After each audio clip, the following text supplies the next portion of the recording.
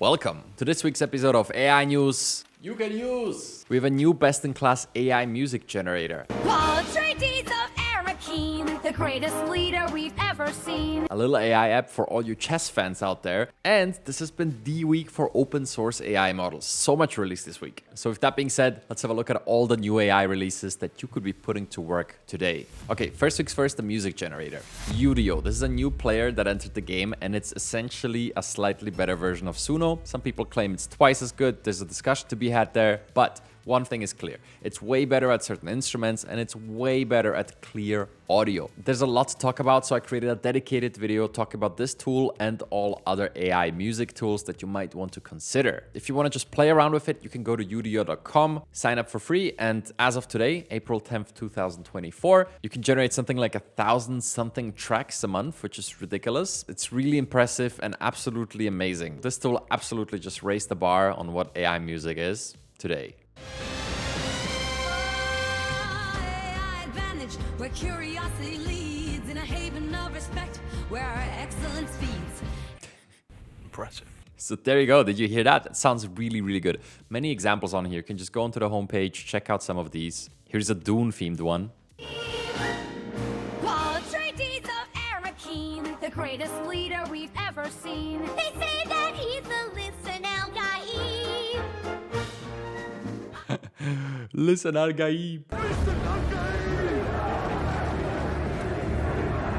Okay, let's get serious. All right, next up quickly, I wanted to cover this just because it became so popular on GitHub. But there's this brand new AI software builder called Plandex that has been getting more and more attention. This is super fresh. I have not played with this yet, but essentially what it does is that it's one of these many copies of Devin. If you remember a month ago, Devin, the AI assistant that builds apps for you, well, this doesn't include vision yet. All of it just works inside of the terminal. But I wanted to bring this up because there's a whole open source movement forming around projects like this where people are trying to build AIs that build software. And they do what they can, right? There's a lot of limitation, context windows, reasoning abilities. These models have not been created to run autonomous agents perfectly. Nevertheless, people build things like this and they open source it. So if you're looking for an AI coding engine for complex tasks that works in your terminal, there you go. Moving on to some fun updates here. So let's talk about a new feature that Poe added, and I want to keep this brief, but they added a thing where you can essentially monetize your chatbots for every single chat a person takes with them. And I wanted to feature this because I feel like this might be outlining the future of many of these products. Now, obviously the GPT store came out, it got a lot of people excited, and now nobody really cares about it, right?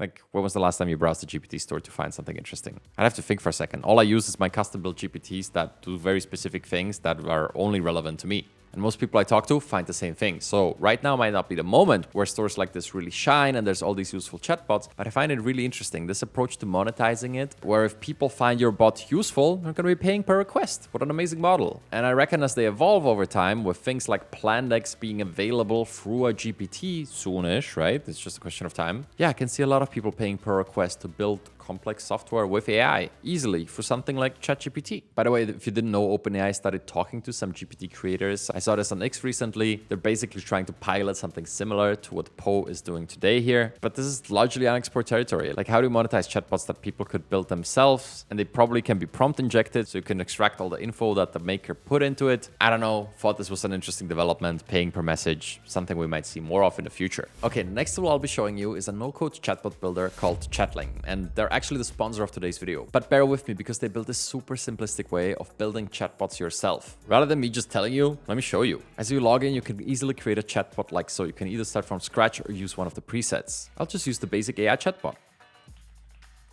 It's that easy. Easy peasy lemon squeezy. When you head on over to the builder, you'll see a basic flow. So as you can see here, it starts with a message and then it presents the user with a form where it captures the email. But first, we need to head on over to the knowledge base to add some data sources. You can upload documents, add sitemaps, and much more. So what I'll simply do here, I'll add my own little PDF with a guide on how to use a specific keyword in Midjourney. And there you go. Now the bot has custom data. And now I get the choice. When the user talks to the chatbot, do I want it to use the knowledge base or an AI model? You can switch over to AI model here, GPT-4 Turbo. And as you might imagine, we could add all of these blocks here and make this more complex and repeat the same thing over and over again. But let's just preview the bot right here. Welcome message, we fill in our email. And now it opens up the conversation. Hi, Igor, how can I assist you today? And it uses AI to answer here. What can you do for me? And as you can see, it successfully answers with GPT-4. Now there's so much more in here between the building blocks and integrations with Zapier. You can add knowledge bases. And once you're done, you can easily publish this and add this to your website. If you want to start building AI-powered bots yourself easily, check out the link at the top of the description. And now let's look at some more AI news you can use. Okay, but now let's talk about all the open source language models that came out over the course of the last week. There's so many, and all of them are really good. This has been a massive week for open source. So what's new? First of all, this Command R model by Cohere, then this Mistral model, 8x22b, and then Stability.AI came out with LM212b. What makes this unique? Why should you care? First things first, Cohere came out with R+, and already it ranks at the top of Chatbot Arena in terms of open source models. As you can see, this is the #1 model here for open source. As rated by the people, benchmarks align, super positive sentiment all across the internet towards this.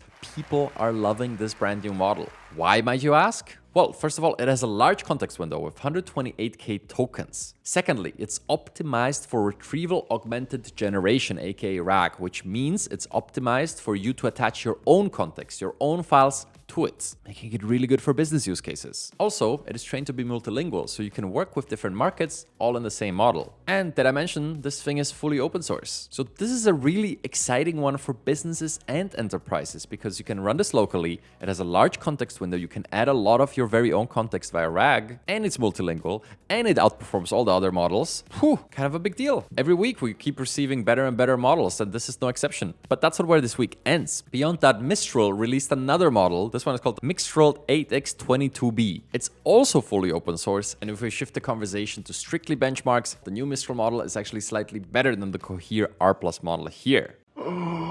Now, mind you, these just came out, and as with all of these language models, it takes some time for users to figure out if they're any good in practice. But from my very limited testing and what I found in my research across the internet, Mistral, which is built on the mixture of experts, is the one you want to go to for general purpose usage. And Cohere's R+, as it is optimized for RAG, is the one that you want to be using for business use cases where you're going to be attaching a lot of extra files, a lot of extra knowledge. And there's one more model that just came out, which is stable LM212b. The main selling point here is this one is quite small and multilingual. So you got English, Spanish, German, Italian, French, Portuguese, and Dutch. Yeah, let's do this. Test this with a German prompt. Perfekt. Schreibe einen Aufsatz über Penguine. Yes. We need this. There you go. If you didn't know, these models that are natively trained on multilingual data perform way better in other languages than something like GPT that can't translate into other languages because it has seen them. But let me tell you, using GPT-4 in something like Slovak, where there's 5 million inhabitants in the entire country and not a lot of literature across the internet compared to English, it's just not the same model as it's translating a lot of its knowledge, and then a lot of the info gets lost in translation. So for international audiences and use cases, this is preferable, and we're getting so many options these days. It's absolutely amazing. Just keep in mind that this arena doesn't update every single day. So here and there they update it. Right now we don't even have the Mistral model on here yet. One more thing about large language models this week. GPT-4 actually got an upgrade. Namely, they updated the GPT-4 Turbo API, their most capable API, to a new version. And that version is also inside of ChatGPT. So to all of you ChatGPT users, it just got a little better. Now, how did it get better and what are these major improvements? Well, we don't really know. If you look into the comment section here on X, all these people share frustrations. Hold up. Editing Igor here. I'm about to release this video, and a few hours ago, they actually did release what is better about these. They published this graph with the different benchmarks and improvements. So on the left, you can see before, after, essentially better on almost everything. But here's the most important thing to me. They changed how ChatGPT responds now. It's more conversational, so you get less of these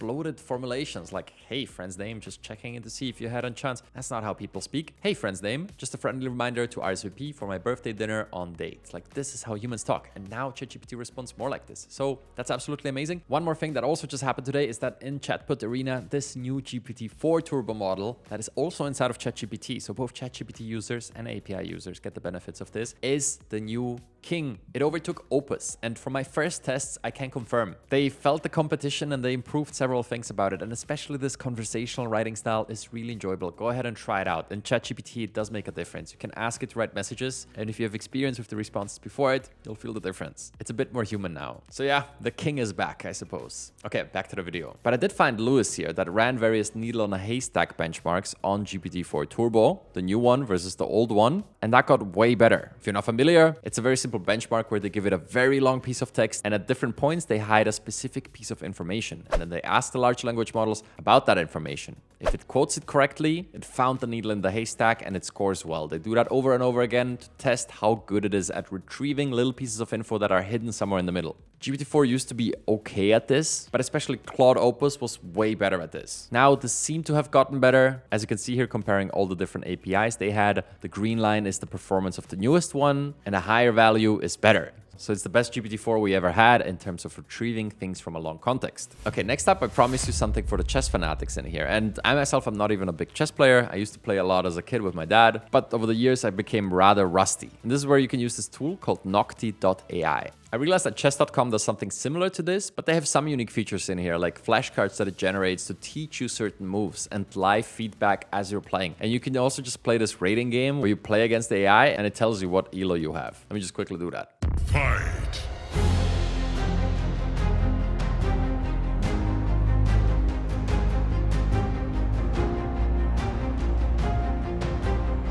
All right, 821 on light chess, that's 1.1. As mentioned, not great. You're terrible. But yeah, there you go. AI has been a thing in chess since quite a while now, but this is a slightly different approach. You can practice openings just like with other apps, creates these flashcards, and apparently uses AI for all of it. Okay, then I have one more app, and this one is really simple, but very cool. It's completely free as of now. It's called Fix Blur, and it does one thing. It fixes blurry images. So I don't know, let's just take this blurry image right here and let's see what this can do. Fix a photo now, upload an image. Look, this couldn't be any simpler, right? We're doing this in real time. It's uploading and there you go. 5 photos left today. Come on, do a good job. I want this tool to be really good. There you go. Wow, that's way better. What a cool little tool and it's completely free. All right, so if you want to learn more about AI music, check out the other video that we created. Other than that, don't forget to subscribe because I do this every single Friday. Leave a like and make sure to leave a comment with your favorite release this week. I'm always super curious to see what parts of these videos you like. That's all I got. See you next week.